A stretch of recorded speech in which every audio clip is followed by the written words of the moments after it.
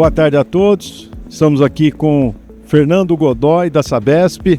Fernando, seja bem-vindo à casa do MND. Gostaria que você se introduzisse, falasse um pouquinho da tua carreira dentro da Sabesp. Bom, Hélio, primeiro dizer que para mim é um prazer enorme estar aqui, participando desse evento aqui com a Abrat, parabenizar aí pela organização, participação aí na FENASAN e dizer que a gente tem uma carreira já longa aí no saneamento, são mais de 20 anos trabalhando aí dentro das áreas de engenharia, operação de água, operação de esgoto, e a maior parte dessa minha carreira eu trabalhei com serviços de manutenção em sistemas eletromecânicos e adutoras. Hoje atuo no departamento de manutenção da produção de água da Sabesp, e fico muito feliz em poder contribuir aí com o saneamento para milhões de pessoas aí da região metropolitana de São Paulo.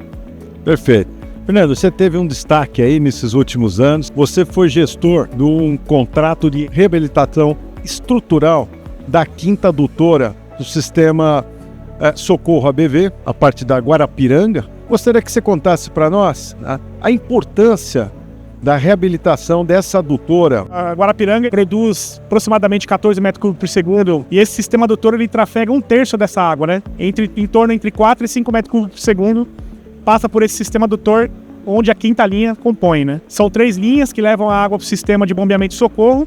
O sistema de bombeamento e socorro abastece as 2 principais áreas do Penaxim. Seria o lado do Grajaú, com Parelheiros, e o outro lado é o lado do São Luís, com Jardim Ângela e Capão Redondo.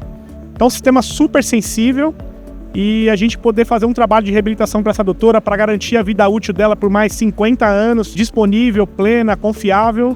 Era um desafio enorme. Nós estamos falando de um sistema de abastecimento que é responsável por uma população de aproximadamente quantas pessoas? Esse sistema ele abastece quase 1 milhão de pessoas. Sistema extremamente importante. Você pensar na população de São Paulo aí, nós estamos falando de 12 milhões de pessoas. Então esse sistema está representando aí quase 10% da população de São Paulo.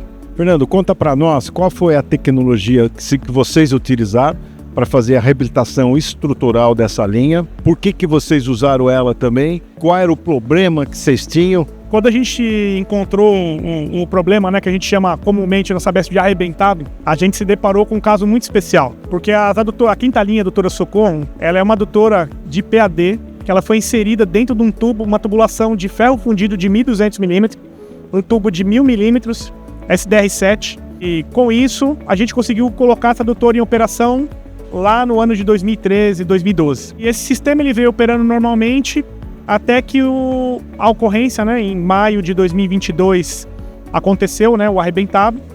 E aí nós fomos então diagnosticar, isolamos adutoras e fomos diagnosticar. Então nós detectamos o quê? Que eu tinha um trecho de 520 metros de adutora inserida dentro de um tubo de ferro fundido e eu tinha um vazamento que ele aflorou numa ponta e na outra desses 520 metros. E aí como é que você faz para descobrir aonde está o ponto do vazamento? Como que você faz para fazer um reparo, Numa área extremamente complexa, corredores de ônibus. Detectamos nas nossas inspeções que havia um rompimento total de uma seção soldada de um tubo de PAD, que é uma coisa que não é normal. E então entramos com uma vistoria, para detectar se havia mais algum movimento de imperfeição na soldagem, que pudesse gerar um novo arrebentado.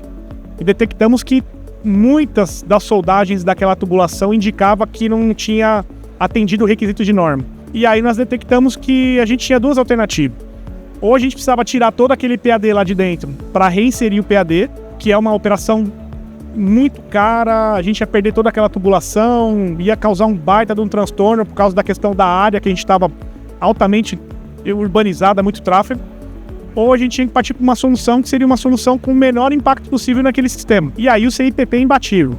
E por que o CIPP? Porque ele tem uma capacidade de autoestrutura, Então ele é autoportante, atendia a nossa classe de pressão, que era uma classe de pressão PN10, que era uma questão importantíssima, e ela permitia que nós não tivéssemos nenhuma perda de carga adicional.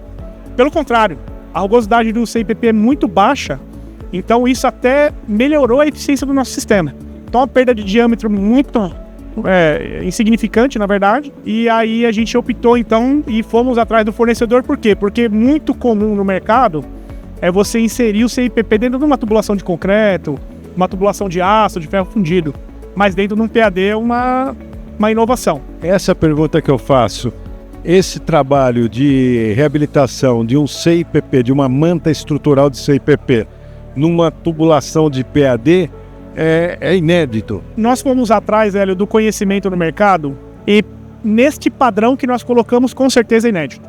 Então, talvez tenha alguma iniciativa ou outra em tubulações menores, 100 mm, 150 mm, né? Aquele CIPP mais comum, que é aquele injetado na tubulação, né? Que se qualquer um for na internet baixar. Mas essa monta estrutural, com toda a qualificação que a gente trabalhou junto com a Sartex, com a parte da inocuidade, todas as certificações internacionais, atendendo a classe de pressão, todos os requisitos de norma inserida dentro de um PAD, com a questão de todo o movimento do PAD, né, que ele tem um comportamento dinâmico diferente de uma tubulação de aço, uma tubulação rígida, a gente nunca viu nas todas as pesquisas que a gente fez. De fato, para nós é um trabalho inédito. A nível mundial.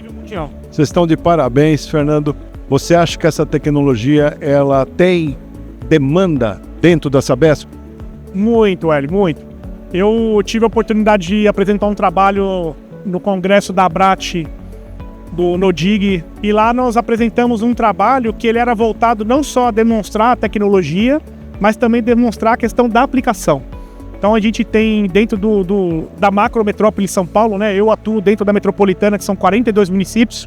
Nós temos mais de 1.800 quilômetros de adutoras de 700 milímetros a 2,5 metros de diâmetro, travessias por baixo de rio, córrego, canalizações, terminais de ônibus, corredores de ônibus, metrô, trem.